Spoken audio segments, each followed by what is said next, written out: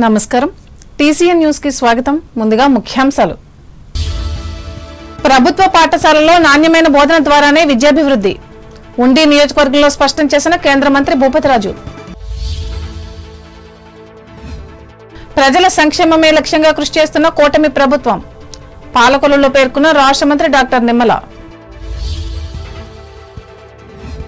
విశాఖపట్నంలో యోగాంధ్రపై ముఖ్యమంత్రి చంద్రబాబు నిర్వహించిన సమీక్షా సమావేశంలో పాల్గొన్న తణుకు ఎమ్మెల్యే ఆర్మిల్లి. గత వైసీపీ ప్రభుత్వంలో ఏడాదిలోనే పూర్తి చేసిన ఘనత నాటి ముఖ్యమంత్రి జగన్మోహన్ రెడ్డిదే తణుకులో ప్రకటించిన రాష్ట్ర మాజీ మంత్రి కారుమూరి. తణుకులో ఘనంగా ప్రముఖ స్వతంత్ర సమరయోధులు ఆదర్శ కమ్యూనిస్ట్ నేత శంకు అప్పారావు జయంతి వేడుకలు. సమరయోధుల పార్కులోని విగ్రహానికి పూలమాలలు వేసి నివాళులర్పించిన మున్సిపల్ మాజీ చైర్పర్సన్ డాక్టర్ రేణుక. తణుకులో వికసిత భారత్ సంకల్ప సభను విజయవంతం చేయాలి ప్రజలకు విజ్ఞప్తి చేసిన బీజేపీ నాయకులు. తాడేపల్లిగూడెం నియోజకవర్గంలో ముఖ్యమంత్రి సహాయ నిధిగా ఏడాదిలో లబ్ధిదారులకు 1,67,00,000 అందచేత వెల్లడించిన ఎమ్మెల్యే బొలిశెట్టి. ఈ నెల 21 నుంచి ప్రారంభించనున్న పాలిటెక్నిక్ కోర్సుల ప్రవేశ కౌన్సిలింగ్ వివరించిన తాడేపల్లిగూడెం ప్రభుత్వ పాలిటెక్నిక్ ప్రిన్సిపల్ ఫణీంద్ర ప్రసాద్. పాకిస్తాన్ ఉగ్రవాదుల చర్యలను ప్రపంచ ప్రజలకు తెలియజేసి తిరిగి వచ్చిన అమలాపురం ఎంపీ హరీష్ మాథుర్ ఘన స్వాగతం పలికిన తెలుగుదేశం, జనసేన, బీజేపీ నేతలు, కార్యకర్తలు. భారతీయ సంస్కృతిలో అంతర్భాగంగా ఉన్న యోగా ప్రక్రియ వాడపల్లి వెంకన్న ఆలయం వద్ద చెప్పిన కొత్తపేట ఎమ్మెల్యే బండారు. ప్రభుత్వ పాఠశాలల్లోనే నాణ్యమైన విద్య అందుతుందని కేంద్ర ఉక్కు భారీ పరిశ్రమల శాఖ సహాయ మంత్రి భూపతిరాజు శ్రీనివాస్ వర్మ తెలిపారు.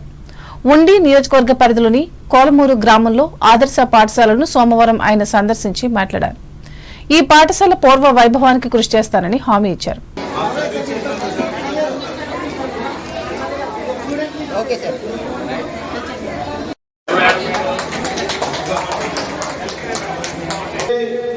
ఫౌండేషన్ స్కూల్గా ఉన్నటువంటి స్కూల్ని మోడల్ స్కూల్గా డెవలప్ చేయాలనేటువంటి విషయంలో డిఓ గారి సహకారంతో, ఆచార్య గారి సహకారంతో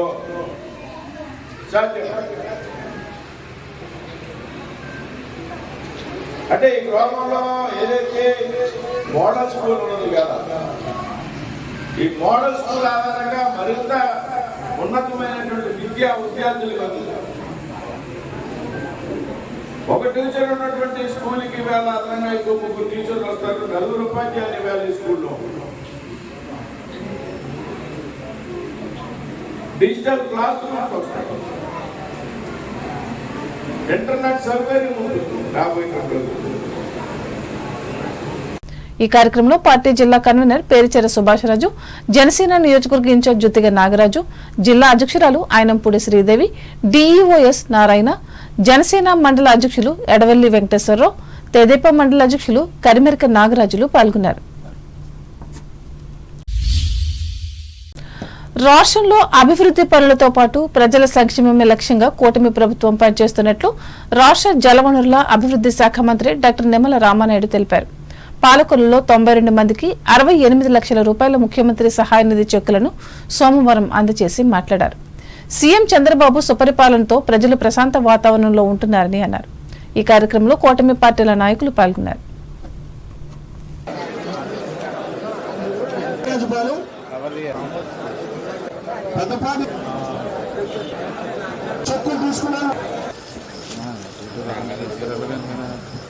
మన భారతీయ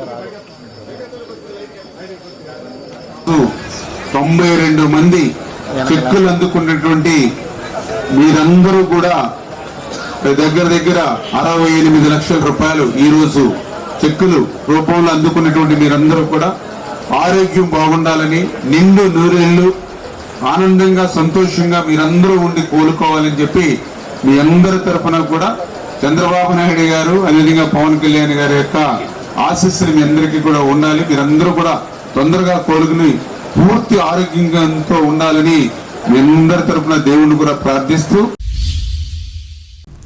గిన్నిస్ బుక్ ఆఫ్ రికార్డ్స్ లో నమోదయ్యే విధంగా ఈ నెల 21వ తేదీన విశాఖపట్నంలో నిర్వహిస్తున్న అంతర్జాతీయ యోగా దినోత్సవ ఏర్పాట్లను పరిశీలించేందుకు ముఖ్యమంత్రి నారా చంద్రబాబు నాయుడు సోమవారం విచ్చేసి నిర్వహించిన సమీక్షా సమావేశంలో తణుకు ఎమ్మెల్యే ఆర్మిల్లి రాధాకృష్ణ కూడా పాల్గొన్నారు. ఈ మేరకు రాధాకృష్ణతో రాష్ట్ర మంత్రి నారా లోకేష్ ఏర్పాట్లపై చర్చించారు.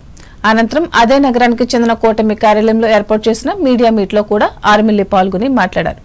మన దేశ ప్రజల ఆరోగ్యానికి దోహదపడే విధంగా యోగా దినోత్సవాన్ని అన్ని రాష్ట్రాల్లోనూ అద్భుతంగా నిర్వహించేందుకు కృషి చేస్తున్నట్లు ఆయన చెప్పారు. మన రాష్ట్రానికి సంబంధించి ముఖ్యమంత్రి నారా చంద్రబాబు నాయుడు, ఉప ముఖ్యమంత్రి కొణిదెల పవన్ కళ్యాణ్ సూచనల మేరకు అన్ని జిల్లాల్లోనూ యోగాను నేర్పే కార్యక్రమాలు విజయవంతంగా జరుగుతున్నట్లు ఆర్మిల్లి వివరించారు. విశాఖపట్నంలో ప్రధాని నరేంద్ర మోడీ ఆశయాలకు అనుగుణంగా ఏర్పాట్లు జరుగుతున్నట్లు ఆయన పేర్కొన్నారు. ఈ నెల 21వ తేదీన 11వ అంతర్జాతీయ యోగా దినోత్సవాన్ని మనం జరుపుకుంటున్నాం. ప్రధానమంత్రి మోడీ గారి నాయకత్వంలో 2015లో ఈ అంతర్జాతీయ యోగా దినోత్సవాన్ని ప్రారంభించడం జరిగింది. ఐక్యరాజ్య సమితి కూడా యోగా దినోత్సవాన్ని అఫీషియల్ గా కూడా ప్రకటించడం జరిగింది. మన ఆంధ్రప్రదేశ్ లో వైజాగ్ వేదికగా యోగాంధ్ర కార్యక్రమాన్ని గౌరవ ముఖ్యమంత్రి వర్యులు చంద్రబాబు నాయుడు గారు, ఉప ముఖ్యమంత్రి వర్యులు పవన్ కళ్యాణ్ గారు, నరేంద్ర మోడీ గారి నాయకత్వంలో కూడా నిర్వహించడానికి అన్ని సన్నాహక ఏర్పాట్లు కూడా చేయడం జరుగుతుంది. ముఖ్యంగా ప్రధానమంత్రి మోడీ గారు పాల్గొంటున్నటువంటి ఈ యోగాంధ్ర కార్యక్రమాన్ని ఆంధ్రప్రదేశ్ ప్రభుత్వం ప్రతిష్టాత్మకంగా చేపట్టడంతో పాటుగా ప్రజలందరిలోనూ కూడా యోగా పట్ల ఒక అవగాహన కల్పించే విధంగా, యోగాని ప్రతి ఒక్కరి జీవిత భాగస్వామిగా చేసుకునే విధంగా, యోగా ద్వారా ఆరోగ్య ఆంధ్రప్రదేశ్ నిర్మించాలని దేశంలో ప్రాచీనమైనటువంటి యోగా ఎంతో మందికి ఆరోగ్య ప్రదాయనిగా ఉంది. ఇటువంటి యోగాని ప్రతి ఒక్కరి జీవితంలోనూ కూడా భాగస్వామ్యం చేసే విధంగా, ముఖ్యంగా ఆరోగ్యవంతమైనటువంటి సమాజాన్ని నిర్మించాలనే ఒక లక్ష్యంతో ఈ కార్యక్రమాన్ని ఏర్పాటు చేయడం జరిగింది. కూటమి నాయకులందరూ కూడా అధికారులతో సమన్వయం చేసుకుని ప్రతి వార్డు నుంచి, ప్రతి డివిజన్ నుంచి, ప్రతి సచివాలయం పరిధి నుంచి కూడా ఈ మొబిలైజేషన్ ఏర్పాట్లు కానీ, వారికి కావాల్సినటువంటి సౌకర్యాలను కానీ అన్ని విధాలుగాను కూడా చూసే విధంగా ఈరోజు ఇక్కడ ఈ నియోజకవర్గ పరిశీలకంగా నన్ను పార్టీ పంపించడం జరిగింది. దానిలో భాగంగా ఇక్కడ అన్ని కూడా ఏర్పాట్లని సక్రమంగా చూసి ఈ యోగాంధ్రాన్ని Guinness Book of World Records లో నమోదయ్యే విధంగా ఎంతో ప్రతిష్టాత్మకంగా చంద్రబాబు నాయుడు గారు తీసుకున్న లక్ష్యాన్ని ప్రతి ఒక్కరూ కూడా సాధించే విధంగా ఈ నియోజకవర్గ కూటమి నాయకులు, కార్యకర్తలు అందరూ కూడా సహకరించాలని ఈ సందర్భంగా. గత వైఎస్ఆర్ కాంగ్రెస్ ప్రభుత్వంలో ప్రజలకిచ్చిన హామీలన్నింటినీ ఏడాదిలోనే పూర్తి చేయగా ప్రస్తుత ప్రభుత్వం మాత్రం కొన్ని మాత్రమే అమలు చేసినట్లు రాష్ట్ర మాజీ మంత్రి కారుమూరి వెంకట నాగేశ్వరరావు తెలిపారు. తణుకులో తన కార్యాలయంలో సోమవారం ఏర్పాటు చేసిన సభలో కూటమి ఏడాది పాలనపై రూపొందించిన పుస్తకాన్ని ఆయన ఆవిష్కరించి మాట్లాడారు. ఇంతకుముందు ముఖ్యమంత్రి జగన్మోహన్ రెడ్డి అమలు చేసిన పథకాల వల్ల పేద ప్రజలకు పూర్తిగా మేలు జరిగిందని ఆయన చెప్పారు. ముఖ్యంగా ఫీజు రియంబర్స్మెంట్ ద్వారా బడుగు బలహీన వర్గాల పిల్లలు కంప్యూటర్ ఇంజనీర్లుగాను, డాక్టర్లుగాను ఉన్నత స్థితికి ఎదగగలిగారని కారుమూరి చెప్పారు. దీనివల్ల ఆ కుటుంబాల ఆర్థిక స్థితి మొత్తం మారిందని వివరించారు. ఈ నేపథ్యంలోనే తమ పార్టీ పెడుతున్న కార్యక్రమాలకు ప్రజలు పెద్ద సంఖ్యలో పాల్గొంటున్నట్లు ఆనందం వ్యక్తం చేశారు. జగన్మోహన్ రెడ్డి గారు ఏదైతే చెప్పారో, మరి ఆయన వచ్చిన 6 నెలల్లోనే చెప్పని కూడా అమలు చేసిన వ్యక్తి జగన్మోహన్ రెడ్డి గారు. పార్టీలు చూడొద్దు, ప్రాంతాలు చూడొద్దు, కులాలు చూడొద్దు, మతాలు చూడొద్దు, మనకు ఓటేసిన వాళ్ళకి ఈయన వాళ్ళకి మనం ముఖ్యమంత్రి అని చెప్పి ఆయన ఆ రోజున అందరికీ పథకాలు అందించే కార్యక్రమం చేశారు. మరి ఈ పరిపాలన సాగించే విధానాన్ని మీద, దాని మీద అన్నింటి మీద కూడా ఇవాళ బుక్ని రిలీజ్ చేసే కార్యక్రమం చేస్తున్నామని చెప్పి తెలియజేస్తూ ఈ బుక్ ని రిలీజ్ చేసే కార్యక్రమం చేస్తాం. ఈ కార్యక్రమంలో తణుకు మండల పరిషత్ అధ్యక్షులు రుద్రధనరాజు, న్యాయవాది వెలగల సాయిబాబా రెడ్డి, పార్టీ నాయకులు వట్లూరి సీతారాం, జల్లూరి జగదీష్, నత్తా కృష్ణవేణి, నూకల కనకదుర్గ, మెహర్ అన్సారీ, వీరమల్లు, ఫణీంద్ర కుమార్లు పాల్గొన్నారు.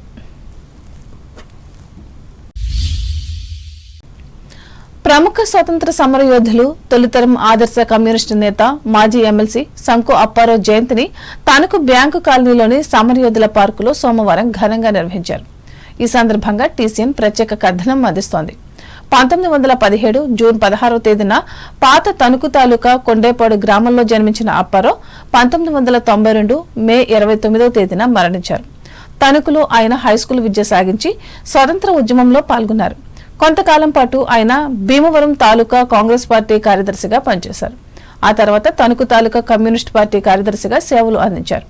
ఈ పార్టీ నిషేధ కాలంలో రహస్య జీవితం గడుపుతూ పశ్చిమ గోదావరి జిల్లా పార్టీ కార్యదర్శిగా కమ్యూనిస్టు ఉద్యమానికి నాయకత్వం వహించారు. అలాగే రాష్ట్ర పార్టీ కార్యదర్శి వర్గ సభ్యునిగా చాలా కాలం పనిచేశారు. ఆయన నిరంతర పోరాట యోధుడు. రైతుల కోసం స్వాతంత్ర్యానికి పూర్వం అనేక నిర్బంధాలను ఎదుర్కొని ఉద్యమాలను నిర్వహించారు. 1937 మేలో ప్రకాశం జిల్లా కొత్తపట్నం రాజకీయ శిక్షణా తరగతులు జరిగాయి. రాష్ట్రంలోని కమ్యూనిస్టులకు అది వేదిక అయింది. అయితే దీనిని ప్రభుత్వం నిషేధించింది. ఈ నేపథ్యంలోనే ఆ శిక్షణా తరగతులపై బ్రిటిష్ పోలీసులు దాడి చేశారు. దీన్ని ప్రతిఘటించిన వారు తీవ్ర గాయాల పాలయ్యారు. ఇందులో శంకు అప్పారావు కూడా ఉన్నారు. 1939లో చారిత్రాత్మకమైన కాశీపట్నం పోరాటం జరిగింది. రైతులు సాగు చేసుకుంటున్న భూములను పోలీసు బలగాల సాయంతో తొలగించడాన్ని రైతులు ప్రతిఘటించారు. ఈ పోరాటంలో కూడా శంకు అప్పారావు కీలక పాత్ర పోషించారు. తొలి సత్యాగ్రహ బృందానికి నాయకత్వం వహించి అరెస్ట్ అయ్యారు. తర్వాత ప్రభుత్వం రైతుల సమస్యలను అంగీకరించింది. 1943-45లో కలవపల్లి సొరాపురం జమీందారీ రైతుల పోరాటంలో, కానూరు పెండ్యాల లంక రైతుల పోరాటంలో, గోపాలపురం జమీందారీ వ్యతిరేక ఉద్యమంలో ఆయన పాత్రధారిగా ఉన్నారు. స్వాతంత్ర ఉద్యమంలో శంకు అప్పారావు చురుకుగా పాల్గొంటూ ప్రజలను చైతన్యపరిచేవారు.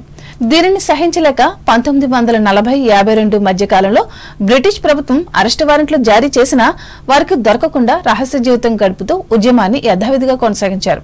ఎలాగైనా అప్పారావును పట్టుకోవాలని పోలీసులు కొండేపాడు గ్రామంపై పలుసార్లు దాడులు చేశారు.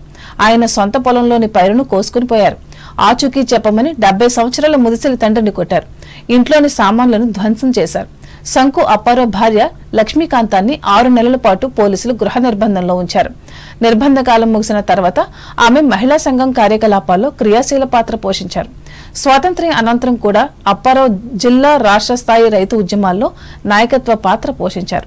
1970వ దశకంలో గోదావరి బ్యారేజ్ నిర్మించడానికి ఉభయ గోదావరి జిల్లాల్లో రైతులను సమీకరించి ప్రభుత్వం హామీ ఇచ్చే వరకు అనేక ఉద్యమాలు సాగించారు.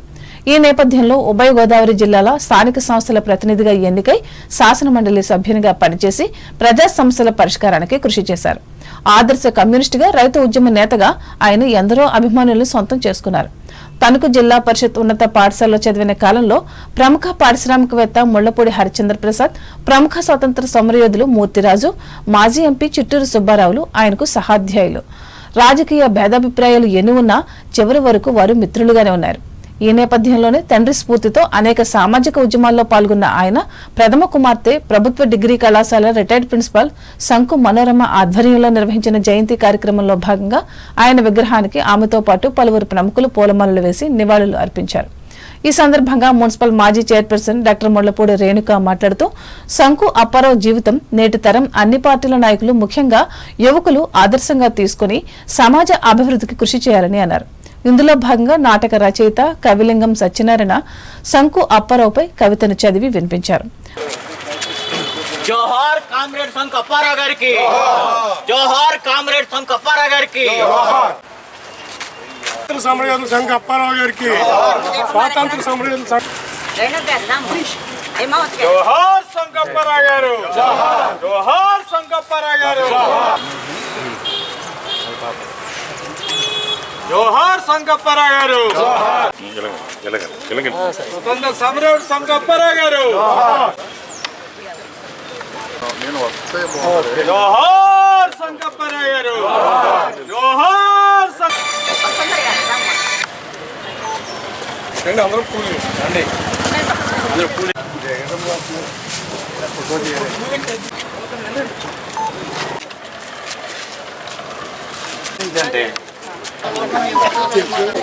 గట్టిగా చెప్తే అందరూ కొంచెం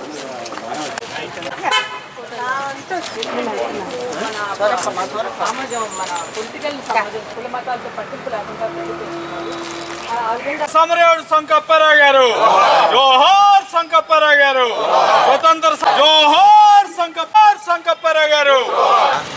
మనిషికి ఒకేలా ఉంటుంది.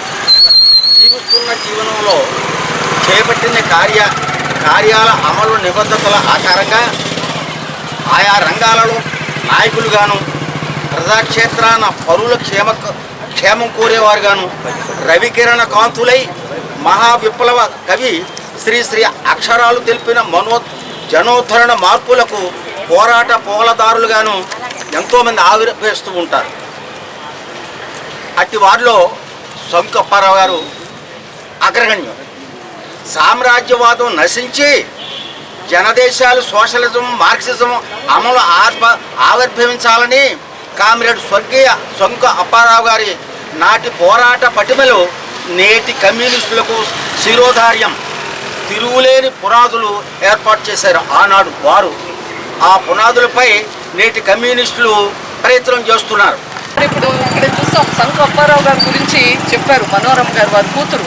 అంటే తల్లిదండ్రుల్ని స్మరించుకుంటూ కార్యక్రమాలు చేసేటువంటి పిల్లలు ఉండటం కూడా తల్లిదండ్రులు చేసుకున్నటువంటి అదృష్టంగా నేను భావిస్తాను. ఒక స్వాతంత్రోద్యమమే కాదు, ఆ సమయంలో మరి షూట్ ఎట్ సైట్ ఆర్డర్స్ ఉన్నప్పటికీ 10.5 సంవత్సరాలంటే ఒక భయమే కాదు, ఎంత వ్యూహాత్మకంగా వారి యొక్క దీనిలో చిక్కకుండా ఉంటూ వారు అనుకున్నటువంటి భావజాలాన్ని, వారు నమ్మిన సిద్ధాంతాన్ని, స్వాతంత్ర సమరం కోసం వారు చేసినటువంటి పోరాటాన్ని మనం ఇతమే కాదు మనం ఎవరూ కూడా మర్చిపోకూడదు. మరి అదే సందర్భంలో మనం ఈ తరం మా తరం మేమందరం కూడా కొన్ని నేర్చుకోవాలి. వారు ఒక కమ్యూనిస్టు నాయకులు అయినప్పటికీ కూడా ఇక్కడ అదే సమయంలో ముళ్ళపూడి హరిశ్చంద్ర ప్రసాద్ గారు, చిట్టూరు సుబ్బారావు చౌదరి గారు, మూర్తిరాజు గారు వీళ్ళందరూ కూడా మన హై స్కూల్లో చదువుకున్నారని చెప్తుంటారు. నలుగురు 4 పార్టీల్లో 4 భావజాలతో ఉన్నప్పటికీ కూడా నమ్మిన సిద్ధాంతాలని ముందుకు తీసుకెళ్తూ ఒక స్నేహపూర్వకంగా గౌరవించుకునే విధంగా ఈ రోజుల్లో మనం చూస్తున్నాం. మరి ప్రతిపక్షం అంటే ఒక శత్రువులుగా భావించేటువంటి రోజుల్లో ఆ రోజుల్లో గొప్పవారు పెద్దవారు ఎవరి సిద్ధాంతం, ఎవరి రాజకీయ వ్యూహం, ఎవరి పార్టీలు అన్నీ ఉన్నా కూడా కనిపిస్తే మాట్లాడుకొని గౌరవించుకునేటువంటి ఒక మంచి సాంప్రదాయాన్ని వాటిని ఇవాళ ఈ తరం వాళ్ళు స్ఫూర్తిగా మనం నేర్చుకోవాల్సినటువంటి ఇవన్నీ. ఇవాళ మనందరికీ తెలుసు రాజకీయాలంటే సంపద కూడగట్టుకోవటం అని మనకి ఎన్నో దగ్గర దేశవ్యాప్తంగా మనం చూస్తున్నటువంటి సందర్భంలో మరి వారికి ఉన్నటువంటి ఆస్తి అంతా కూడా మరి ఈ యొక్క స్వాతంత్ర ఉద్యమం కోసం కానీ ఇచ్చినటువంటి ఒక గొప్ప మహనీయులు శంకు అప్పారావు గారు. ప్రముఖ సామాజికవేత్త విశిష్ట సంఘ సేవకులు డివివిఎస్ వర్మ అధ్యక్షతన జరిగిన ఈ జయంతి సభలో ఎమ్మెల్సీ వంక రవీంద్రనాథ్, మున్సిపల్ మాజీ చైర్మన్ ఆకుల వెంకటేశ్వరరావు, రిటైర్డ్ లెక్చరర్ చెల్ల హైమావతి, డాక్టర్ భూపతిరాజు రమేష్ చంద్రబాబు, డాక్టర్ వంక రామదాసు, డాక్టర్ వంక వసుంధర, అప్పారావు నాయకత్వం వహించిన భారత కమ్యూనిస్ట్ పార్టీ జిల్లా కార్యదర్శి కోనాల భీమారావు, పట్టణ కార్యదర్శి బొద్దాని నాగరాజు, సామాజిక న్యాయ పోరాట సమితి రాష్ట్ర వ్యవస్థాపక అధ్యక్షులు పేరూరి మురళీకుమార్, అభ్యుదయ రచయితల సంఘం జిల్లా మాజీ అధ్యక్షులు కవి విఎస్వి ప్రసాద్, న్యాయవాదులు కౌరు వెంకటేశ్వర్లు, పిట్టా శామ్యూల్, సంఘ సేవకులు కోడూరి ఆంజనేయులు మాట్లాడగా వివిధ జీవన రంగాలకు చెందిన ప్రతినిధులు, అప్పారావు అభిమానులు, ఆయన కుమారుడు విజయ్ కుమార్, మరో కుమార్తె సూర్యకుమారి, అల్లుళ్లు, కోడళ్లు, మనవలు, మనవరాళ్లు, మిగిలిన కుటుంబ సభ్యులు పాల్గొన్నారు.